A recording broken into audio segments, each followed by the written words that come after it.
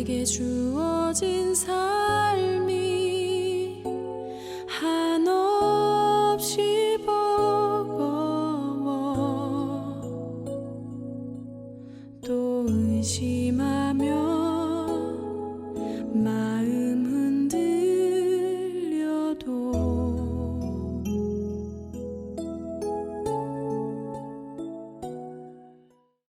2월 14일 주일 예배 하나님 올려드립니다.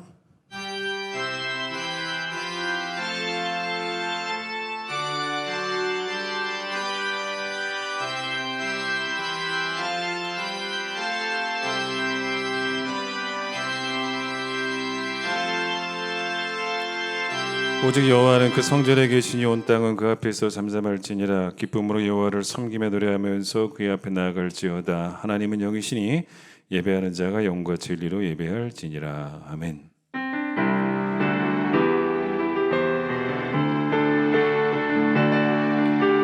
지존하신 주님 이름 앞에 모두 무릎 꿇고 다 경배해. 거룩하신 주님 보좌 앞에 엎드려 절하세. 예수는 그리스도, 예수는 주,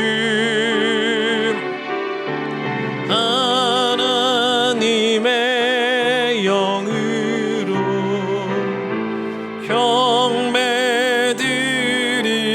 경배드리리. 이 시간 우리의 주역을 하나님께 고백하겠습니다.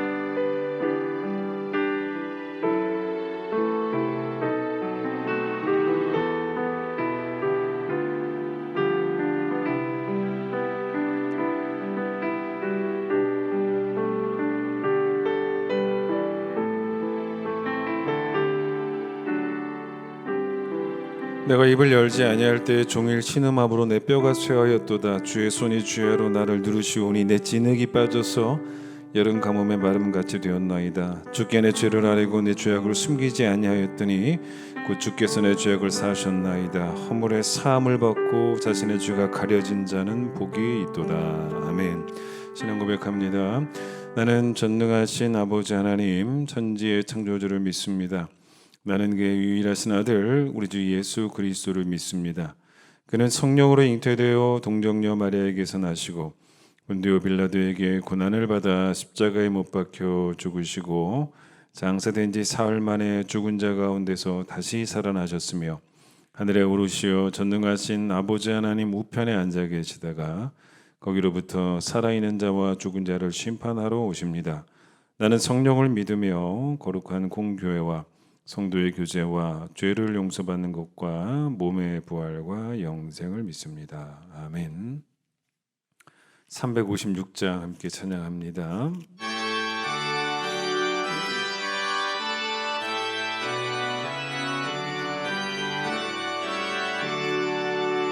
주 예수 이름 소리 높여 찬송 드리니 그 거룩하고 크신 영광 널리 깊어지셈.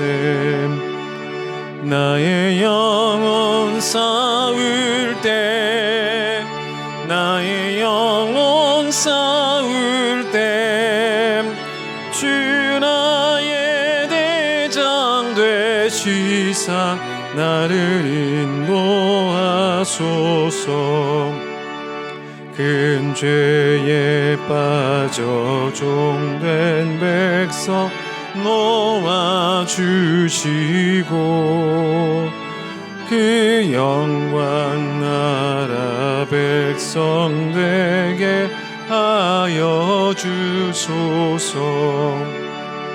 나의 영혼 싸울 때, 나의 영혼 싸울 때, 주 나의 대장 되시사 나를 인도하소서. 내 영의 원수이기 힘을 누가 주시랴. 그 악한 마귀 정복하니 구주 예수라. 나의 영혼 싸울 때, 나의 영혼 싸울 때, 주 나의 대장 되시사 나를 인도하소서. 내 사망 고통 면케 하사 새 사람 되고, 새 힘을 주사 승리 생활하게 하소서. 나의 영혼 싸울 때, 나의 영혼 싸울 때, 주 나의 대장 되시사 나를 인도하소서.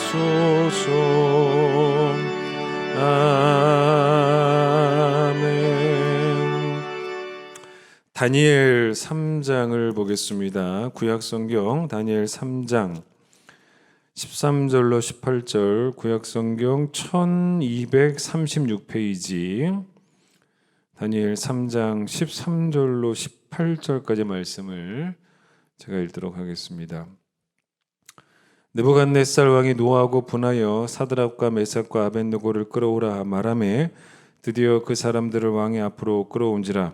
느부갓네살이 그들에게 물어 이르되 사드락 메삭 아벳느고야, 너희가 내 신을 섬기지 아니하며 내가 세운 금신상에게 절하지 아니한다 하니 사실이냐? 이제라도 너희가 준비하였다가 나팔과 피리와 수금과 사면금과 양금과 생황과 및 모든 악기 소리를 들을 때 내가 만든 신상 앞에 엎드려 절하면 좋거니와, 너희가 만일 절하지 아니하면 즉시 너희를 맹렬히 타는 풀무불 가운데 던져 넣을 것이니 능히 너희를 내 손에서 건져낼 신이 누구이겠느냐 하니, 사드락과 메삭과 아벳느고가 왕에게 대답하여 이르되 느부갓네살이여, 우리가 이 일에 대하여 왕에게 대답할 필요가 없나이다. 왕이여, 우리가 섬기는 하나님이 계시다면 우리를 맹렬히 타는 풀무불 가운데서 능히 건져내시겠고 왕의 손에서도 건져내시리이다. 그렇게 하지 아니하실지라도 왕이여, 우리가 왕의 신들을 섬기지도 아니하고 왕이 세우신 금신상에게 절하지도 아니할 줄을 아옵소서. 오늘은 최용호 집사님 기도십니다. 사랑과 은혜가 풍성하신 하나님 아버지, 주님의 전지전능하심으로 그 높으신 곳에서 온 천지 만물을 창조하시고 하나님 사랑으로 죄로 인해 죽을 수밖에 없는 저희들을 위해 이 낮은 곳으로 독생자 예수 그리스도를 보내시어 우리를 구원하사 주님의 자녀 삼아주신 그 크신 은혜에 감사를 드립니다. 지난 한 주도 주님의 은혜로, 주님의 축복으로 가족들과 설 명절 잘 보내게 하시고, 또한 이 어려운 상황에서도 예배의 자리로 나올 수 있도록 건강 주시고 은혜 주시고 평안 주시니 참으로 감사를 드립니다. 다사다난했던 한 해를 보내고 이렇게 또 어김없이 새로운 한 해의 첫 주일을 맞이하게 되었습니다. 무엇보다 저희들이 바라보기는 올 한 해 저희 가정과 교회와 삶의 터전에 성령의 열매가 가득 넘치기를 소망합니다. 더 감사하고 그리고 더 사랑하는 저희들 되기를 원합니다. 세상 열매를 바라보기보다는 성령의 열매로 저희의 삶이 충만하게 하시고 늘 감사와 사랑으로 하나님께 영광 돌리는 저희 모든 큰 깊은 교회 성도들 될 수 있도록 인도하여 주시옵소서. 요즘 세상이 어지럽고 또한 코로나로 인해서 어렵고 힘든 상황에 처해 있는 가정들이 많습니다. 저희가 살다 보면 이같이 어려움과 힘든 일들이 많이 있을진데 고난과 환난 가운데서도 두려워하거나 근심하지 말게 하시고 주님 주시는 믿음의 확신으로 어떠한 상황에서도 담대히 헤쳐나가며 아울러 귀한 믿음의 결실을 맺는 저희 모두들 될 수 있도록 위로하고 함께하여 주시옵소서. 사랑의 하나님, 이 시간 저희 죄를 회개합니다.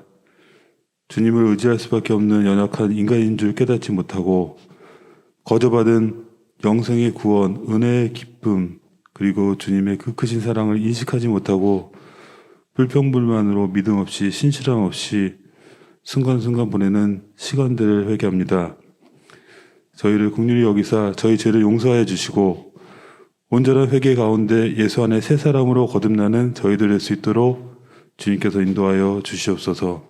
주님 보시기에 기뻐하시는 삶을 사는 저희들 될 수 있도록 지켜주시고 오직 말씀만 붙잡고 말씀의 길로만 걸어가는 복된 한 해 될 수 있도록 주님께서 큰 축복 내려 주시옵소서. 은혜로우신 하나님, 하나님의 선하신 계획 가운데 세우신 저희 교회를 위해 기도합니다. 주님께서 허락하시고 주님께서 세우신 이 귀한 교회가 주님 보시기에도 참으로 아름답다 칭찬받는 교회가 되기를 소망합니다. 주님께서 지극히 높으신 곳에서 낮은 곳으로 내려와 세상을 섬기시고 사랑을 베푸셨던 것처럼 저희들도 자신을 낮추고 서로 섬기는 그런 아름다운 교회 되기를 소망합니다.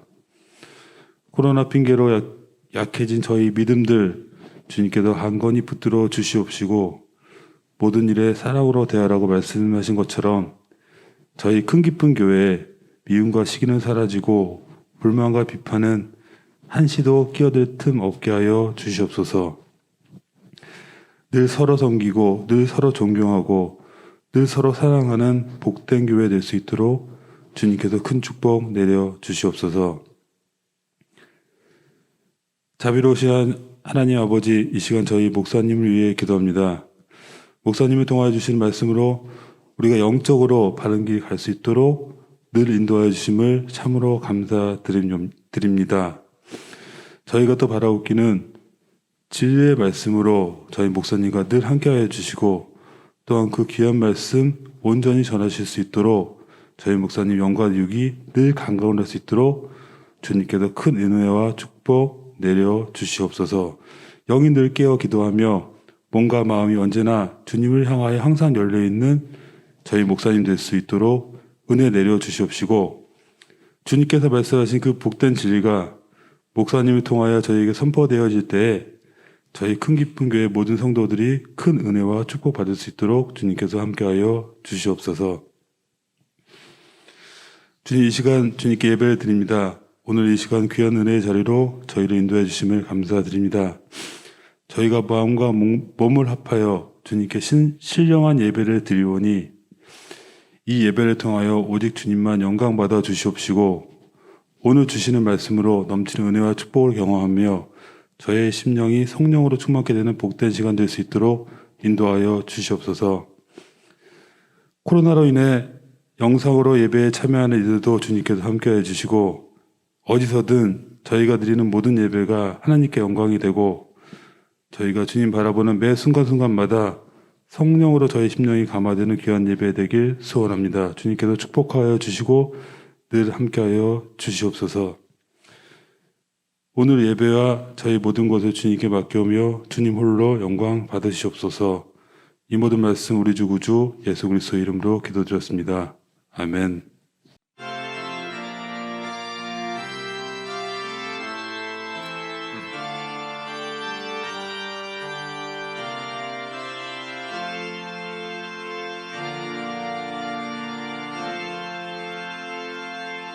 복원하겠습니다.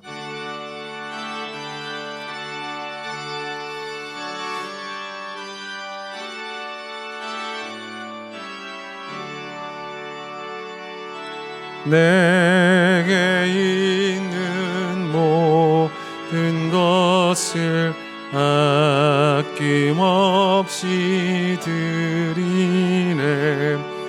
사랑하고 의지하며 주만 따라 살리라. 주께 드리네. 주께 드리네. 사랑하는 구주 앞에 모두 드리네. 아멘. 하나님, 설 명절 가운데 함께하여 주셔서 따뜻하고 또 우리 모두에게 쉼이 있는 명절이 되게 하심을 감사합니다. 우리의 가정이 하나님을 경외하는 가정이 될 수 있도록 주님께서 역사하여 주셔서 악에서 떠나게 하여 주시고 또 하나님께서 원하시는 말씀의 길을 걸어가는 귀한 가정들이 될 수 있도록 또 하나님을 경외하기에 하나님께 아끼지 아니하고 아낌없이 우리 가진 것을 하나님께 드릴 수 있고 또 우리의 것을 사용할 수 있는 그런 귀한 가정들이 되어질 수 있도록 하나님께서 축복하여 주시옵소서. 오늘 주님께 귀한 예물을 드립니다. 온라인으로 하나님께 예물을 드립니다. 하나님, 모든 예배에는 감사의 제물이 있어야 됩니다. 비록 온라인이지만 성전에 나오지는 못했지만 그래도 온라인으로 정성스럽게 하나님께 10회를 드립니다. 또 선교와 구제를 위해서 헌금 드립니다. 또 감사의 제물을 드리며 또 주일 헌금을 드립니다. 하나님이 예물을 주께서 기쁘게 받으실 줄은 믿습니다. 돈을 아까워하거나 또 재물의 노예가 되는 자가 없게 하여 주시고 또 재물의 소망을 두는 자가 없게 하여 주시고 하나님께만 소망을 두게 하여 주셔서 정함이 없는 재물을 바라보는 것이 아니고 변치 않는 주님만을 바라보는 우리 모두가 될 수 있도록 축복해 주시길 소망하며 예수님의 이름으로 기도드립니다. 아멘. 교회 소식을 전하겠습니다. 이번 주 수요일부터 사순절이 시작이 되어집니다. 그래서 여러분 주일을 뺀 40일이죠. 그래서 여러분 사순절 경건하게 잘 보내시다가 또 우리 부활의 주님을 만나는 여러분 모두가 되시기를 바랍니다. 다음 주일 11시 예배 후에 2022년 결산을 위한 재직회 및 공동의회가 있도록 하겠습니다. 다 모여주시길 바랍니다.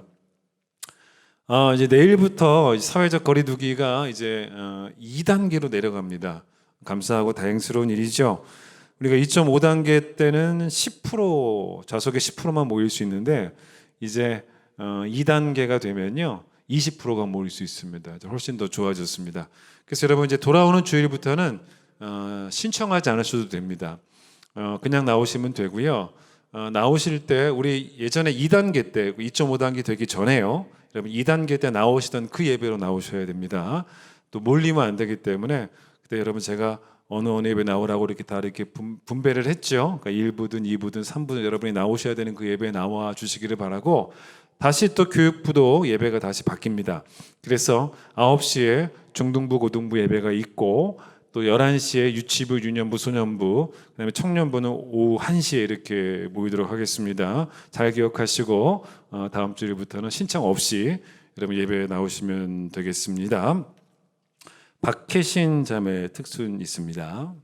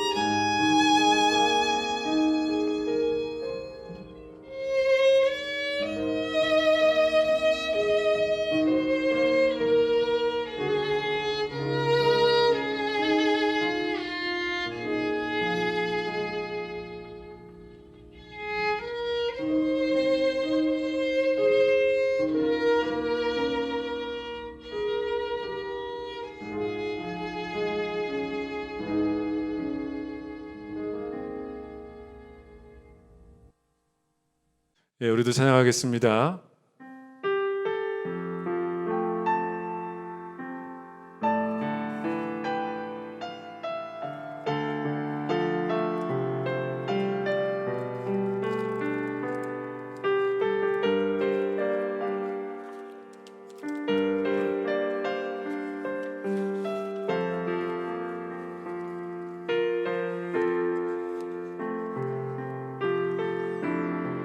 내게 주어진 삶이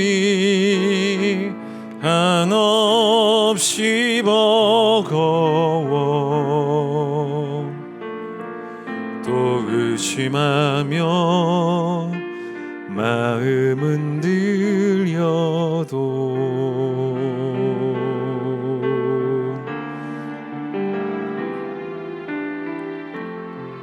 내게 주어진 삶은 주님의 것이야. 그 믿음으로 이 길을 걸으리.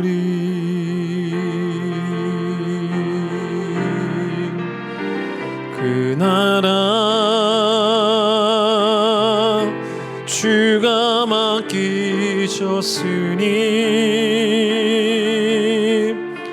주 내게 말씀한 대로 순종하며 세상이 주를 보게 하리. 그 나라 주가 맡기셨으니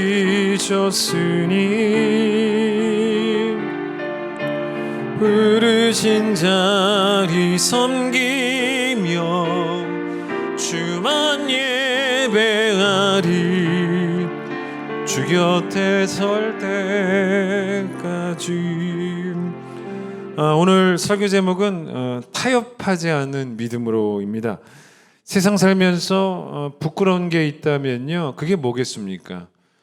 부가 없는 것, 그것도 아니고요. 뭐 세상적인 명예가 없는 것, 그런 것도 아닙니다. 높은 사람 되지 않아도 상관없어요.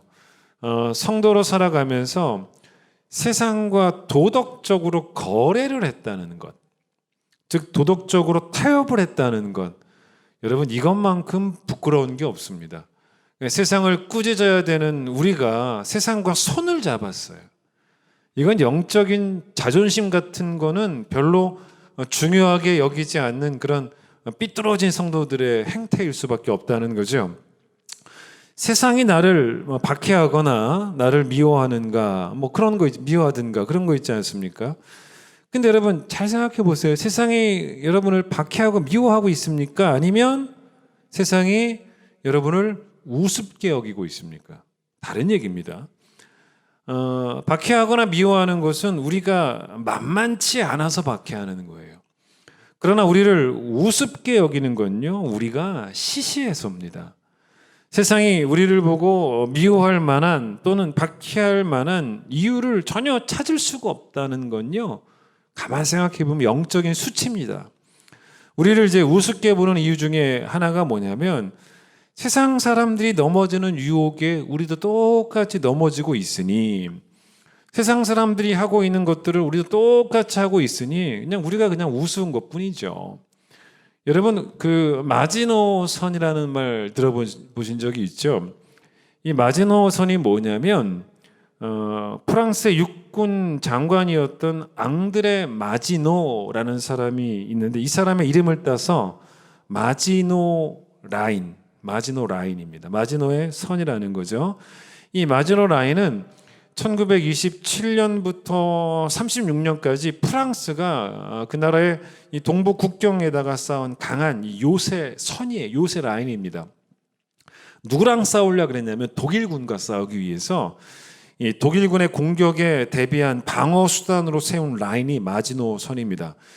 독일군이 그 선을 넘지 못하도록 만든 거예요. 그래서 콘크리트 벽도 이전보다 더 두껍게 만든 요새였고, 막 대포도 훨씬 강한 것으로 배치시켜 놓고, 지하에 도로도 만들어 놔서 이 방어선 여러 구역을 연결시키고, 이게 우리가 흔히 말하는 마지노 선입니다. 근데 우리에게도 이런 어떤 신앙의 마지노선이 있어야 된다는 거예요. 신앙의 마지노선이 여러분 가에게 있냐는 것입니다. 그러니까 세상과 분명히 선을 긋는 거죠. 선 긋기가 마지노선이에요. 오늘도 여러분은 세상을 향해서 내가 무엇을 믿고 있는지를 보여주고 있어야 되는데, 내가 무엇을 믿고 있는지를 우선 말로 설명해 줄 수도 있고, 또 말로서만 설명해 주는 건 아니고 내가 무엇을 믿고 있는지, 그래서 세상 사람들에게 나의 그 믿음 때문에 내가 무엇을 하고 있는지, 내 믿음 때문에 내가 무엇을 또 안 하고 있는지, 그거를 보여주고 있느냐는 거죠. 그래서 여러분, 세상 사람들에게 우리가 타협하기 어려운 쉬운 상대가 아니라는 걸 보여주고 있냐는 겁니다. 아니면 오늘도 너무 나는 세상과 잘 지내고 너무나도 잘 어울리는 어떤 그런 타협의 기술을 가지고 있지는 않냐는 거예요. 이중잣대를 가지고 살아가는 것이죠. 사실은 따지고 보면 잣대가 두 가지인 거예요. 교회용이 있고 세상용이 있고, 그렇게 두 가지가 이중잣대죠. 주일용이 있고 주중용이 있고, 이렇게 이중잣대로 가지고 살아가고 있지는 않냐는 거예요. 뇌물을 받는 정치인 가운데, 뇌물을 받는 공직자 가운데 교회 다니는 사람들도 참 많다는 거죠. 그러니 세상이 우리를 미워하는 게 아니에요. 미워하는 게 아니라 우리를 시시하게 보는 겁니다. 미워할 만한 가치도 없는 거예요. 뭐 있어야지 미워하죠. 그냥 시시한 것뿐입니다. 그래서 내 스스로에게 우리는 그런 경우 뭐라고 말하냐면, 살기 위해서는 어쩔 수 없었다라고 말하는데, 근데 그렇게까지 해서 살면 부끄럽지 않습니까? 그런 질문을 나한테 해야 되는 거예요. 그리고 진짜 우리가 그렇게 믿음을 고집스럽게 지킨다면 진짜 망하겠습니까? 우리 하나님이 믿음 지키며 살려고 하는 자를 설마 망하게 하시겠냐는 거예요.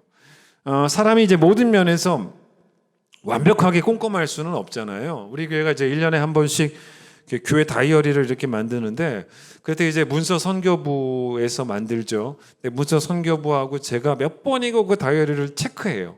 오타가 있는지 없는지, 또 그 원고를 리뷰하고 체크하고, 뭐 맞춤법이 맞았는지, 띄어쓰기가 잘 됐는지, 또 만약에 교인들 전화번호가 거기 들어간다면 다이어리에 전화번호가 다 숫자가 맞는지 다 체크를 합니다. 그런데 그 다이어리가 이제 인쇄가 돼서 책으로 나와야 되니까 훨씬 더 꼼꼼하게 체크를 하려고 해요. 근데 그렇게 몇 번이고 보고 봐도 또 간혹 가다가 실수가 또 나올 때가 있어요. 보통 그래요. 그러나 조금 그 빈틈이 있는 다이어리는 큰 문제가 될 거는 없습니다. 그런데 우리의 믿음은 그렇지 않아요. 아주 꼼꼼해야 돼요. 아주 그냥 지나칠 정도로 꼭 꼼꼼해야 됩니다. 꼼꼼한 게 지나치다고 해도 전혀 상관이 없어요. 아니, 지나쳐야 돼요. 말 그대로 그게 무슨 말이냐면, 우리의 신앙은 빈틈이 있으면 안 된다는 거예요. 왜냐? 마귀가 큰 대문으로만 들어오는 게 아니거든요. 마귀는 틈으로 들어와요. 그래서 에베소서 4장 27절에 바울이 마귀에게 틈을 주지 말아라 라고 말하는 것도, 세상 사람들에게 야, 저 사람은 정말 빈틈이 없구나라는 그런 메시지를 주는 것, 그게 여러분 세상 사람들과의 만남의 첫 인상이 돼야 돼요. 그 인상을 줘야 돼요. 그래야 하는 것이지, 함께 죄짓기 쉬운 상대가 돼버리면 안 되는 거죠. 한부영이라고 하는 그 분이 부른 CCM 가운데 달려가리라는 찬양의 가사가, 이런 가사가 있어요. 한번 들어보세요. 주위를 바라보면 모두 다 말하지, 자신의 목적을 이루려면 다 그렇게 살아야만 한다며 내게 타협하라 하지. 하루에도 몇 번씩 혼란스럽고 넘어져도 내가 믿는 정답이 아닌 것을 따르면 주 위에 산다고 할 수 있을까? 이렇게 말해요. 그러니까 주 위에 사는 것을 이분은 뭐라고 말했냐면, 내가 믿는 정답을 따르며 사는 것. 표현이 멋지죠?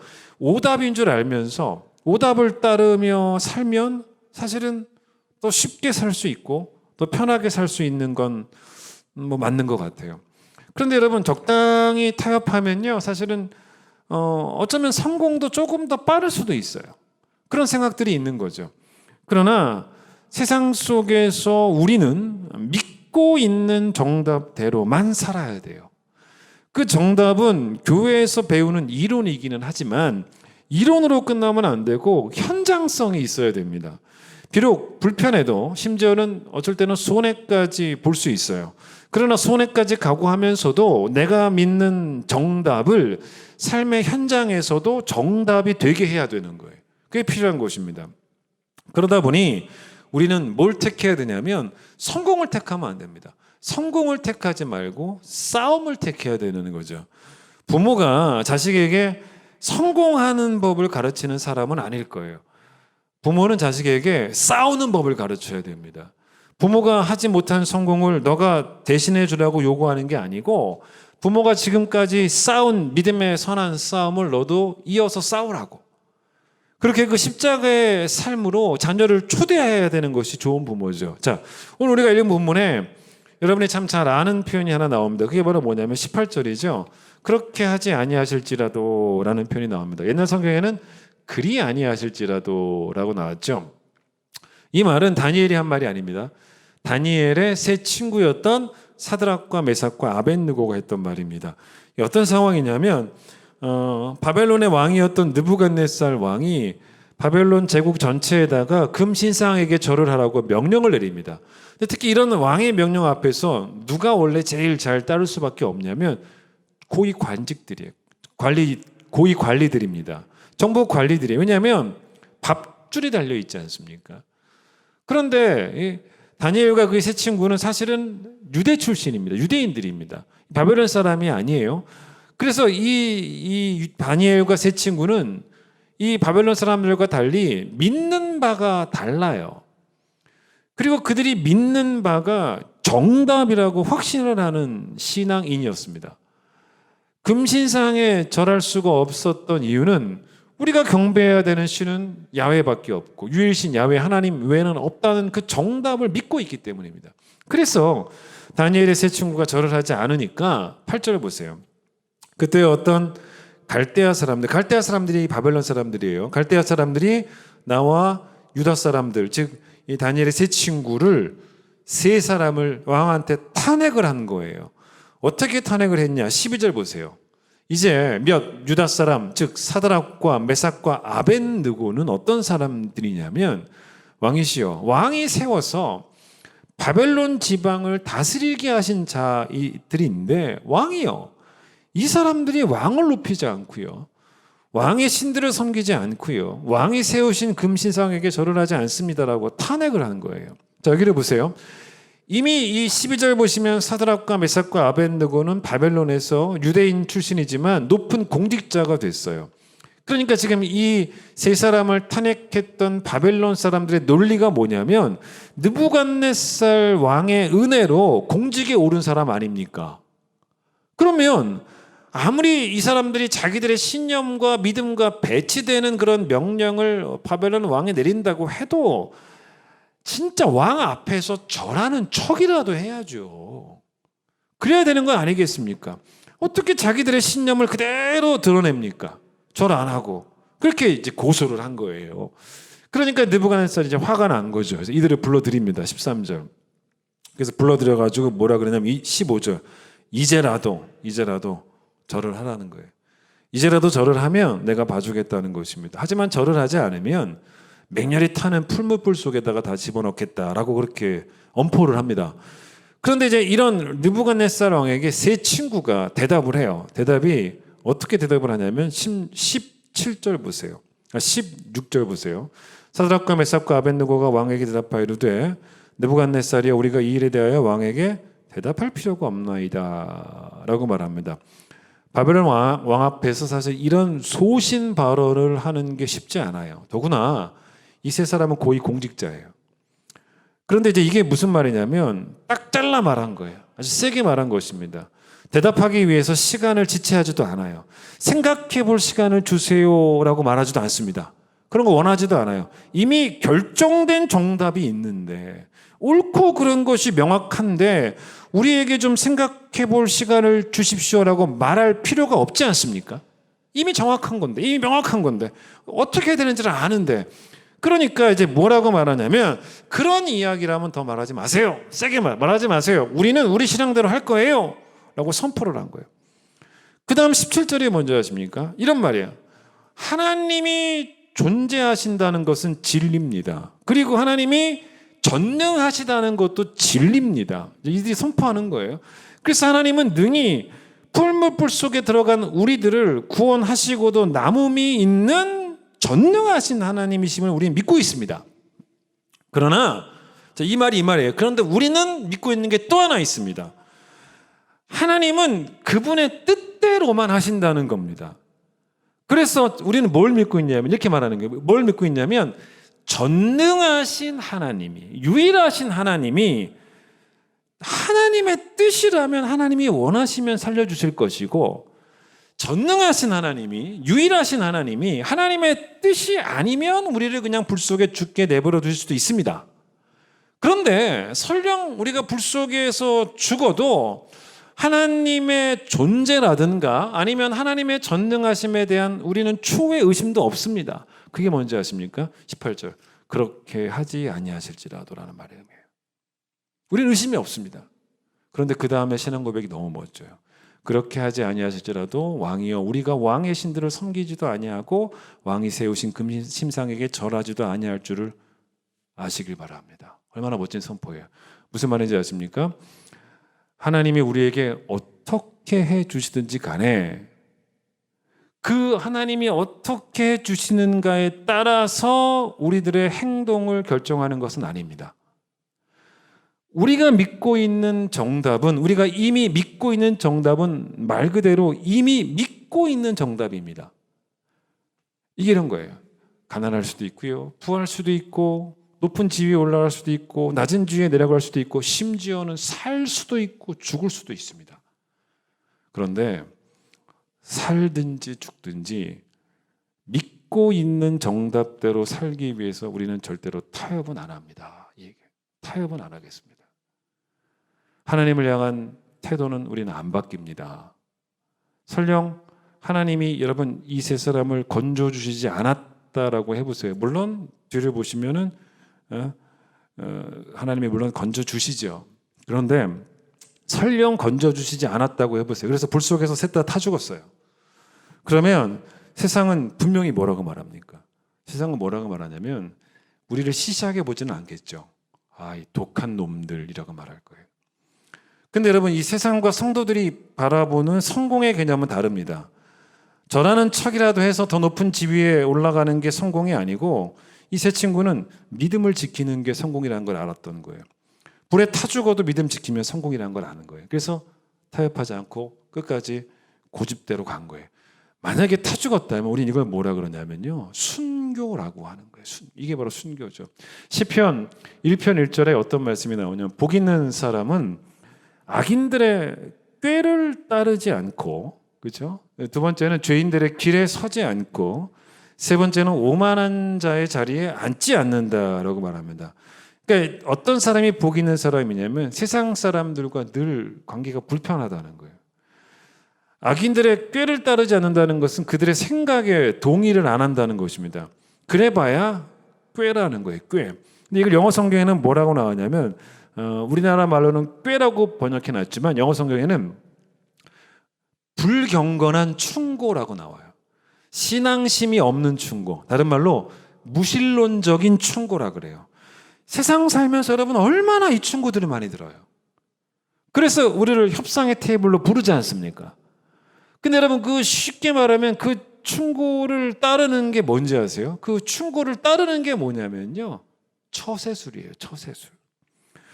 그런데 우리가 그런 무신론적인 처세술에 귀를 기울이고 그런 처세술을 터득하고 그럴 필요가 없어요. 그들의 생각을, 그들의 꾀를 정답이 아닌 오답으로 일단 보라는 거예요. 첫 번째 이야기는. 그 다음 죄인들의 길에 서지 아니한다라는 말은 뭐냐면 그렇게 그들의 생각에 동의하지 않으면 행동도 같이 갈 수 없다는 거예요. 서지 않는다는 것입니다. 그들과 함께 어울려서 그들이 행동하는 것처럼 그렇게 하지 않는다는 겁니다. 다 하는데 나는 왜 안 하느냐가 아니라 다 해도 나는 안 해야 되는 거예요. 다 해도 다 그 길에 서 있어도 나는 안 서야 되는 겁니다. 마지막에 뭡니까? 오만한 자의 자리에 앉지 않는다. 그러니까 앉는다라는 표현을 쓰지 않습니까? 그러니까 서 있다는 것보다 앉는다는 것은 타협하는 정도가 더 심해졌다는 거예요. 앉아 있을 때는 여러분 사실 편안해요. 편안합니다. 그런데 여러분 타협하며 사는 게 이미 너무 우리에게 익숙해진 편안함이 되어버리고 있고 그게 내 일상이 되어버린 거죠. 그거는 복이 없다는 거예요. 안 싸우지 않습니까? 여러분 안 싸워보세요. 안 싸우면요 이제는 싸움이 없는 평화를 누릴 수 있어요. 그 평화가 바로 우리가 망하는 지름길이에요. 사실 여러분 이렇게 머뭇거리는 것조차도 하면 안 되거든요. 그것도 되게 여러분 위험합니다. 지금 방금 전에 봤던 이 다니엘의 세 친구가 그런 시간도 없잖아요. 곧바로 대답하지 않습니까? 느부갓네살 왕에게 엘리야가 열왕기상 18장 21절에서 북이스라엘의 백성들에게 뭐라고 말하냐면 너희가 어느 때까지 둘 사이에서 머뭇하려느냐라는 질문을 해요. 너희가 언제까지 여호와의 신앙과 바알의 신앙, 여호와 신앙과 바알의 신앙 둘 사이에서 언제까지 그렇게 애매한 태도로 서 있을 것이냐라고 질문을 합니다. 그런데 그 질문에 대해서 여러분 북이스라엘 백성들이 어떻게 대답을 하는지 아십니까? 성경에 뭐라고 나오냐면 한마디도 대답을 하지 않는다 그래요. 그러니까 다니엘의 세 친구가 느부갓네살 왕에게 보인 태도와는 정반대의 태도입니다. 이 얘기가 어디 나오냐면 또요. 호세아가 방금 전에 그 엘리야도 북이스라엘을 상대로 언제까지 머뭇거리겠느냐라고 말했다면 호세아도 이 북이스라엘을 상대로 그런 애매한 태도를 지적을 해요. 들어보세요. 호세아 7장 8절. 에브라임이 여러 민족 가운데 혼합되니래. 혼합되니. 그는 곧 뒤집지 않은 전병이로다. 그러니까 북이스라엘의 신앙이 이것저것 뒤섞어 놓은 정체가 불투명한 혼합된 신앙이 되어버리고 말았다는 것입니다. 그 이스라엘 백성만의 독특한 신앙의 정체성이라는 게 있었잖아요. 그걸 다 상실했다는 거예요. 정체성을 다 상실해버렸던 그게 바로 뭐라고 하나님께서 비유를 드시냐면 뒤집지 않은 전병이라고 말해요. 이게 정확한 비유죠. 이번 명절에 여러분 가정에서 멀리 가지 못하셨겠지만 그래도 집에서 가족들끼리 먹으려고 부침개들 많이 하셨지 않습니까? 녹두전을 한다라고 생각을 해보세요. 뒤집지 않고 계속 놔두면 어떻게 되냐면 한쪽은 다 타버리고 한쪽은 반대로 익지 않은 녹두전이 됩니다. 그러면 한쪽은 다 타고 안 뒤집어서 한쪽은 다 타고 한쪽은 안 익으면 그걸 우리가 녹두전이라고 말할 수가 없어요. 한쪽을 굽다가 뒤집어서 반대쪽도 굽고 그래서 양쪽 잘 익은 녹두전이 될 때 녹두전이라고 말하는 거예요. 이중의 잣대를 가지고 살아가면서 교회용과 세상용이 다르고 내 필요를 따라서 얼마든지 타협할 수 있다면 뒤집지 않은 전병처럼 성도로서의 독특한 정체성을 상실한 더 이상 성도라고 말할 수 없는 그런 패배자라는 거죠. 영어 성경에는 뒤집지 않은 전병 같다라고만 나오지 않고 뒤집지 않는 전병처럼 무가치한 존재가 되었다라고 말을 해요. 세상에 소금 되라고 하셨습니다. 세상으로 녹아 들어가서 세상을 썩지 않게 만들어 버리라고 했더니 세상과 뒤섞여 버려가지고 자기 맛을 잃어버린 소금이 되어 버린다면 그런 소금이 바로 뭐냐면 쓸데없는 쓸모없는 소금이 되어 버리는 거죠. 그렇게 여러분 세상에서의 우리의 태도가 하나님의 나라를 위해서라면 어디에서든지 쓸 수 있는 쓸데가 있는 그런 성도가 되어야 되는데 쓸데없는 성도가 되어버린다면 말이 안 되는 거죠. 사실 늘 여러분 이렇게 주의 전에만 있으면 좋잖아요. 매일매일 교회에 있으면서 말씀도 듣고 찬양도 하고 기도하고 그러면 얼마나 좋겠습니까? 그러나 사실 현장성이 죽어있는 신앙은 신앙이 아니에요. 베드로가 여기가 좋사오니라고 했을 때 그것을 예수께서 예스하지 않으신 이유가 현장성이 없잖아요. 그래서 여기가 좋사오니라고 말하면서 쭉 머물고 싶었던 곳이 있었지만 그렇게 허락하지 않으셨던 것처럼 교회도 여기가 좋사오니라고 하면서 계속 머물러 있는 곳은 아니에요. 왜냐? 교회는 파송하는 곳입니다. 파송하는 곳. 근데 그 파송의 모양이 상당히 위험해요. 어떤 모습을 띠고 있냐면 우리가 여러분을 세상으로 보낼 때, 교회가 보낼 때 세상에서 잘 놀다 오라고 파송하는 것은 절대로 아니지 않습니까? 그 모양새를 어떻게 예수께서 말씀하셨냐면 마태복음 10장 16절에서 뭐라고 말씀하셨냐면 보라 내가 너희를 보냄이 양을 이리 가운데로 보내는 것 같다라고. 위험한 파송이죠. 그러므로 그다음 뭐라 그래? 그러므로 위험한 파송이니까 너희는 뱀같이 지혜롭고 비둘기같이 순결하라 이렇게 말합니다. 이리 가운데로 양을 보내는 그 정도의 위험한 파송입니다. 근데 이런 파송에서 우리가 안 간다고 버틸 수 있는 것도 아니고요. 또 가더라도 또 거기서도 그냥 내가 거기 맞춰 살면 되지 이렇게 이중적인 생활을 하려고 가는 것도 아니고 뱀처럼 지혜롭기 위해서 비둘기처럼 순결하기 위해서 파송이 된다는 거예요. 지혜롭게 처신하고 순결하게 처신해서 절대로 이리한테 잡혀 먹히지 말아야 된다는 것입니다. 사실 여러분 우리가 뱀이라는 단어는 우리에게 그렇게 썩 느낌이 좋지는 않아요. 왜냐하면 우리는 뱀 그러면 창세기가 떠오르고 뱀이 하와를 미혹했기 때문에 우리에게는 뱀하면 뭔가 이 교활함 또 간사함이 떠오릅니다. 그런데 예수님이 당연히 그런 의도로 말씀하신 건 아니죠. 뱀처럼 간사하라고 말씀하셨겠습니까? 뱀을 부정적 이미지로 표현하신 것이 아니고 여기서는 긍정적 이미지로 뱀은 지혜롭다라고 표현하신 거예요. 결국 여러분 이 말씀을 바울이 어떻게 바꿨다라고 저는 생각을 하냐면요. 그게 바로 로마서 16장 19절이에요. 똑같은 말씀 같아요. 선한 데는 지혜롭고 악한 데는 미련하라는 것입니다. 세상이 아무리 위험해도 이리 가운데로 양을 보내는 거예요. 되게 위험하지 않습니까? 근데 세상이 아무리 위험해도 그 위험이 아무리 대단해도 세상은 지혜로운 자와 순결한 자는 못 이긴다, 못 삼킨다는 것입니다. 원칙이라는 것은요, 여러분 상황 따라 환경 따라 장소 따라 변하면 원칙이 아니에요. 어떤 곳에 가든지 어떤 성도를 어떤 상황을 만나든지 내가 성도라면 선한 데는 남보다 빨라야 되는 거예요. 내가 성도라면 악한 데는 남보다 느린 정도가 아니라 동작 그만이 돼야 되는 거예요. 선한 데는 전문가가 되어야 되는 것이고 악한 데는 초보도 되면 안 되는 거예요. 타협이라고 하는 것이 가장 치욕적이고 불명예스러운 일이라는 것이 우리의 생각이 되어야 되는 거예요. 이 표현이 또 비슷하게 고린도전서 14장 20절에서는 어떻게 표현하냐면 형제들아 바울이 그래요. 지혜에는 아이가 되지 말고 악에는 어린아이가 되라. 지혜에는 장성한 사람이 되라. 이게 무슨 말이냐면 악에 대해서는 어린아이가 되라는 말은 어린아이를 어떻게 묘사한 거냐면 잘 못하는 아무것도 잘 못하는 상태 어른은 잘하는 뭐 그런 걸 말하는 거예요. 그러니까 악에는 어린아이가 되어야 하지 되어야 되고 반대로 선에는 어린아이가 되면 안 되고 장성한 어른 되라는 것입니다. 그래서 선은 어른처럼 아주 잘해야 되고 악은 아이처럼 아예 하나도 못해야 되고 이리 가운데 양을 보내놨는데 양들마저 점점 이리로 변해가면 되겠냐는 거예요. 그렇게 되지 않기 위해서 지혜롭고 순결하고 그렇게 돼야 된다. 타협하지 말고.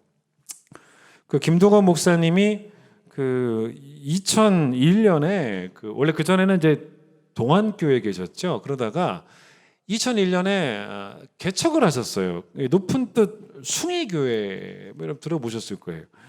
근데 이게 어디에 교회를 개척하셨냐면 남산에 숭이여대 그 강당을 빌려서 교회를 시작하셨기 때문에 그 교회를 이름을 높은 뜻 숭이교회라고 이름을 이제 짓고 교회가 출발이 되었죠.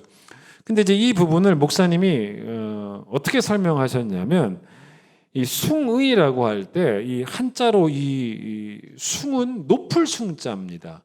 그런데 여러분 그 숭이여대 할 때 그 숭의는 자 여기 한자 보세요. 이게 바로 숭의입니다. 이게 숭이여대 할 때 숭의예요. 근데 여러분 의를 잘 보시면 이 의는 의로울 의자입니다. 그 다음에 앞에 있는 이 숭자는 높을 숭입니다. 그러니까 높은 의로움이라는 뜻이겠죠. 그게 바로 숭의입니다. 근데 결국은 김동호 목사님이 강조하신 게 뭐냐면 높은 뜻 할 때 과연 우리가 품어야 될 뜻이 뭐겠냐는 것입니다. 그 뜻이 뭐냐면 의로움 아니겠냐는 거예요. 의로움. 그러니까 의로움이라는 거죠. 그러니까 옳은 의, 이 의가 하나님의 뜻 아니겠냐는 거예요. 의롭게 사는 게 하나님의 뜻 아니겠냐는 것입니다. 그러니 여러분 그 높은 뜻 숭의교회 할 때 결국은 뭐 그 한자로 숭의나 한글로 높은 뜻이나 결국 같은 의미로 이해할 수도 있다는 거죠. 그런데 이제 그러다가 이제 이 교회가 2008년 12월 마지막 주 예배를 끝으로 이제 교회를 닫았어요. 교회를 왜 닫았냐면 이제 교회를 그만하겠다는 게 아니고 교회를 이제 나누겠다는 거였어요. 이제 교회를 여러 개로 나누겠다. 처음 나눈 게 그 교회를 4개로 나눕니다. 4개로 나눠서 높은 뜻 정의, 높은 뜻 광석, 높은 뜻 푸른, 높은 뜻 하늘 이렇게 4개의 교회로 나눴어요. 지금은 물론 더 많아졌습니다. 그런데 그때 높은 뜻 숭의교회를 이제 목사님이 목회하실 때 늘 교회의 그 캐치프레이즈로 늘 말씀하셨던 것이 뭐였냐면 이렇게 말씀 자주 하셨단 말이에요. 뭐라고 말씀하셨냐면 하나님의 식과 법을 고집하여. 그러니까 이 교회의 캐치프레이즈가 뭐냐면 하나님의 식, 즉 하나님의 방법과 하나님의 법을, 하나님의 말씀의 법, 말씀의 명령을 고집하여 하나님의 뜻을 이 땅에 이루는 교회. 이게 높은 뜻인 거죠. 하나님의 뜻, 가장 높은 뜻은 하나님의 뜻이니까. 그래서 하나님의 뜻을 이루기 위해서. 근데 특히 목사님이 이 말씀에서 강조하신 게 뭐였냐면 고집하자는 거예요. 고집하자는 거예요. 사실 여러분 이 고집스러우면요 사는 게 많이 불편해집니다. 예를 들어서 도자기 장인이 있는데 자기가 생각하는 그 완전한 작품을 고집해 보세요. 그러면 진짜 괴로워요. 작품 하나 만드는 일에 엄청난 시간과 엄청난 노력을 쏟아부어야 되고 마음에 안 들면 다 깨부숴야 되고 세상에서 세상의 방법과 세상 사람들이 따르는 법을 선택하면요 쉽게 갈 수 있어요. 편할 수 있고 또 그렇게 되면요 점점 싸움이 없어져요. 싸움이 없어지는 싸구려 평화를 누릴 수가 있습니다. 그러나 여러분 세상과의 그 싸구려 평화를 택하는 순간 하나님과의 화평은 깨지는 거예요. 하나님의 나라가 어떻게 타협으로 이루어지겠습니까? 고집을 부려야 이루어지는 거예요. 하나님의 나라는. 우리의 꿈은 하나님 나라 건설입니다. 내 가정이라고 하는 꿈. 글쎄요. 그 꿈 이상을 꿈꾸지 못하는 성도들이 너무 많아요. 우리 세 식구 하나님 복 주세요. 우리 네 식구 복 주세요. 우리 5 식구 건강하고 행복하게 사는 게 하나님 꿈입니다. 하나님 욕심 없습니다. 여러분 그렇게 말하지 마세요. 욕심 없는 게 부끄러운 거예요. 먼저 그의 나라와 그의 의를 구하라는 욕심이 없지 않습니까? 먼저 그의 나라와 그의 의를 구하라고 이 땅에 보내셨고 우리를 구원하신 것이었지 가족끼리 행복하게 살면 된다고 우리를 이 땅에 보내신 것도 아니고 우리를 구원하신 것은 더더욱 아닙니다. 어느덧 여러분 우리에게 우상은 가족이 되고 있어요. 내 가정만 잘 되면 뭐든지 하겠다는 태도. 이미 가족이 내게 우상이 되고 있는 거예요. 내 가정만 잘 되면 뭐든지 하겠다는 태도. 내 남편만 잘 되면, 내 아내만 잘 되면, 내 자녀만 잘 되면 그게 아니고요. 여러분 온 식구가 하나님 나라를 세우기 위하여 고집스럽게 하나님의 방법과 고집스럽게 하나님의 법을 늘 선택하는 그런 가정. 출세하는 것이 꿈이 되는 게 아니고요. 그래서 출세를 위해서라면 세상과 협상 테이블에 앉아가지고 얼마든지 신앙을 양보할 용의가 있는 그런 쉬운 사람. 그런 비겁한 기회주의자가 되지 말아야 되는 거예요. 내 신앙이 여러분 선 긋기에 실패를 하게 되면요. 남이 선을 그려준 게 뭐라고 그 선대로 삽니다. 왜 그 선에 맞춥니까? 여러분 복 중에 복은 뭐냐면 신앙 양심이 살아있는 복입니다. 양심은 뭔지 아세요? 우리 내부에 있는 고소인이에요. 고소인. 우리가 죄를 지을 때 나에 대해서 고소장을 제출하는 고소인이 바로 양심입니다. 그 고소인이 내 속에 살아 있어야 되는 거예요. 여러분 고소인마저 없으면요 우리는 뭐 아무것도 무서울 게 없이 죄 짓는 겁니다.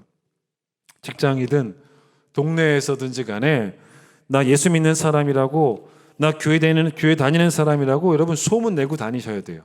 숨길 이유가 없어요. 그렇게 소문 내고 다니면 사실 그게 나에게 어떤 면에서는 되게 유익한 장치가 돼요. 내 정체를 내가 스스로 밝혀냈지 않습니까? 그러면 내가 이제 그 다음부터는 그 정체에 걸맞는 행동을 하고자 하는 책임감이 생기는 거죠. 오히려 자꾸 자기의 정체를 숨기는 사람은 꼼수가 있는 거예요. 꼼수가. 오늘 보면 좀 뒤로 보세요. 다니엘 6장을 봐보세요. 6장 4절을 보시면 이런 말씀이 나와요. 이에 총리들과 고관들이 국사에 대하여 다니엘을 고발할 근거를 찾고자 하였으나 아무 근거, 아무 허물도 찾지 못하였으니 이는 그가 충성되어 아무 그릇됨도 없고 아무 허물도 없음이었더라. 이게 다니엘이었어요. 오늘 본문은 다니엘의 세 친구였지만 이 6장은 다니엘의 이야기입니다. 여러분 이게 무슨 말입니까? 사람들이 아무리 고발하고 싶어도 고발할 것이 없었던, 여러분 이쯤 되면요 사람들은요 억울한 누명이라도 씌웁니다. 그러나 죄가 있어서 고발당하는 것이 아니면 되는 거예요. 너무 탁월했잖아요. 그 다니엘이었습니다. 그렇게 우리는 세상 속에서 이런 윤리가 탁월해야 되는 거예요. 성령의 9가지 열매가 여러분 뭡니까? 그게 성령 충만이죠. 근데 여러분 성령 충만은 교회에서 부흥회 때만 필요한 게 아닙니다. 직장에서도 필요한 거예요.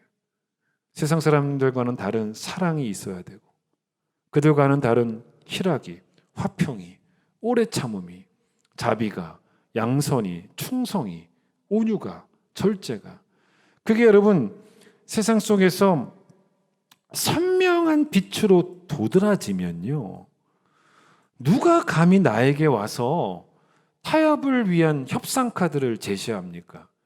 그게 첫 인상이 되면요 절대로 협상 카드를 제시하지 못합니다. 여러분 이런 얘기 들어보셨어요? 이 고구려 사람들이 하나님께 예배를 드렸다라는 얘기를 들어본 적 있습니까? 좀 이해가 안 되죠. 고구려 사람들이 하나님께 예배를 드렸다. 이게 무슨 이야기냐면 2006년에 그 KBS 드라마 가운데 아주 오래된 거죠. 사극 가운데 한 벌써 15년 됐네요. 대조영이라고 하는 드라마가 있었습니다. 여기에 누가 주연으로 대조영으로 캐스팅되냐면 최수정 씨입니다. 근데 이때 지금 이제 목사님이죠. 그때는 이제 아직 목사님 되기 전이었는데 신앙이 좋았던 임동진 목사님. 이분이 그 양만춘이라고 하는 역으로 캐스팅이 되었어요. 근데 여러분 연예계에서 이 드라마를 시작할 때 늘상 하는 게 뭔지 아세요? 고사죠, 고사. 고사를 드립니다. 근데 뭐 얼마 전에도 TV 보니까 뭐 자기 교회 다닌다고 하면서도 고사 지내더만요. 그런 어떤 연예인이 있더만요. 그런데 이제 늘 고사를 드리고 고사를 지내지 않고서는 그런 어떤 드라마 촬영을 시작하지 않는, 이제 그게 연예계의 나름 전통이라는 겁니다. 근데 그때 이제 임동진 목사님이 뭐라고 제안했냐면 이번에 고사 지내지 말고 하나님께 예배를 드리자라고 제안을 한 거예요. 그 스태프들에게. 근데 참 의외로 스태프이 허락을 한 거예요. 그래서 이제 스태프들이 뭐라고 광고한 거냐면 그 세트장에 예배 드릴 사람들은 다 모이라고. 의외로 꽉 찼다는 거예요. 그래서 전부 다 이제 그때 어떻게 왔냐면 이제 촬영을 해야 되니까 전부 다 분장을 한 채로 이 고구려인으로 다 분장을 한 채로 예배를 드리러 왔고 예배를 드렸다는 것입니다. 그게 대한민국 최초의 고구려인 예배가 된 거예요. 여러분 양보하면요 악한 영은 그 정도면 충분하다라고 만족해하지 않습니다. 계속 또 양보하라고 해요. 여러분 이게 말이 좋아 양보지 타협입니다. 아니면 아닌 거예요. 신앙 양심대로 끝까지 행동하셔야 되는 거예요. 그래야 세상에서 승리합니다. 찬양하겠습니다.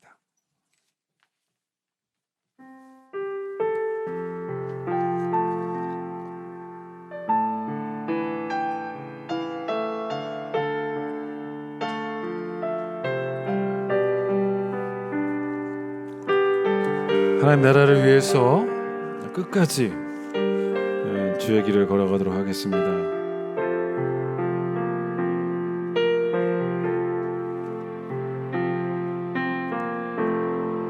내게 주어진 삶이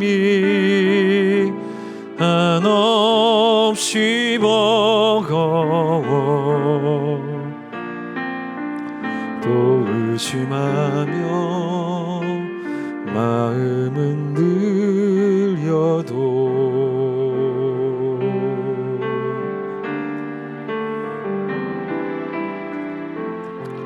내게 주어진 삶은 주님의 것이라 그 믿음으로 이 길을 걸으리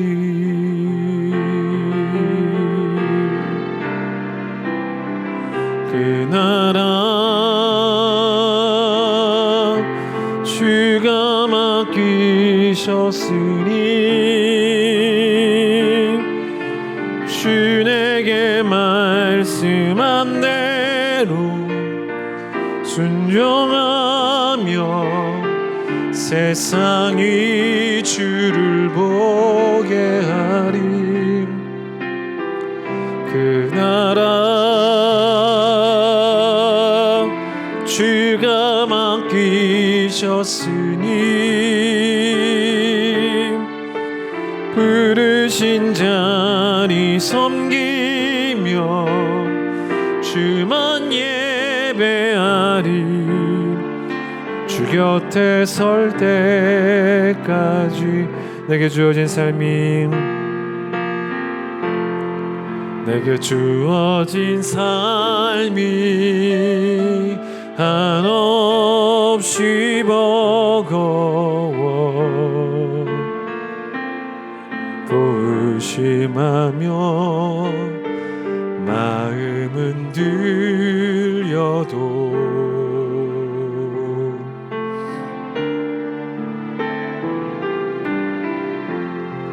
내게 주어진 삶은 주님의 것이라 그 믿음으로 이 길을 걸으리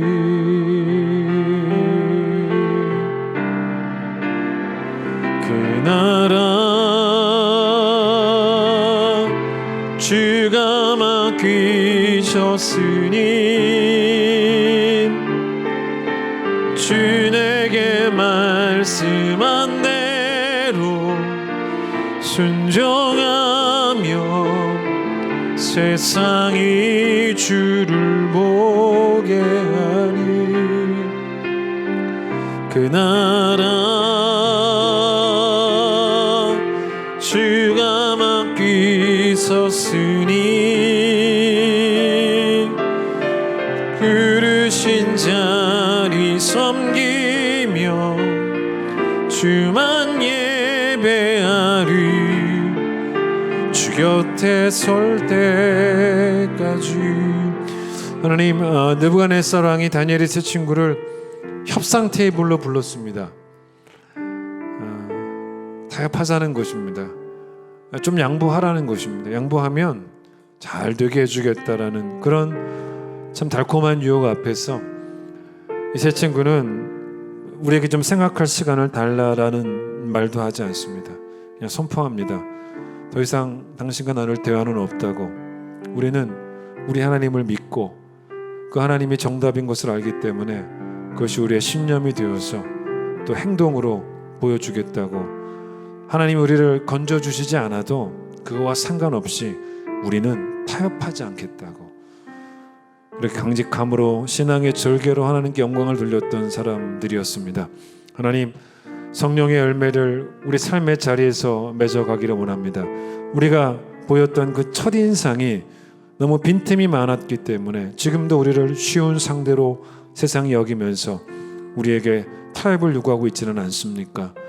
성령의 열매를 맺으며 빈틈을 보여주지 않는 자들이 될 수 있도록 주님 도와주셔서 세상에서 탁월한 그 윤리를 가지고 살아갈 때 하나님 오늘 주셨던 귀한 말씀처럼 우리를 통하여 세상이 주를 보게 되어지고 우리를 통하여 이 땅에 주의 뜻이 이루어지며 하나님 나라가 세워지는 아름다운 역사가 일어날 수 있도록 하나님 우리가 심지가 견고한 자가 될 수 있도록 행동이 분명한 자가 될 수 있도록 하나님께서 축복하여 주시옵소서. 이전 예수님의 놀라우신 은혜와 하나님의 사랑과 성령의 역사하심과 교통하심이 타협하지 않고 신앙의 길을 믿음의 길을 하나님의 방법과 또 하나님의 법대로 고집스럽게 걸어가기를 원하는 주의 백성들을 위해 함께하여 주시길 간절히 축원하옵나이다. 아멘.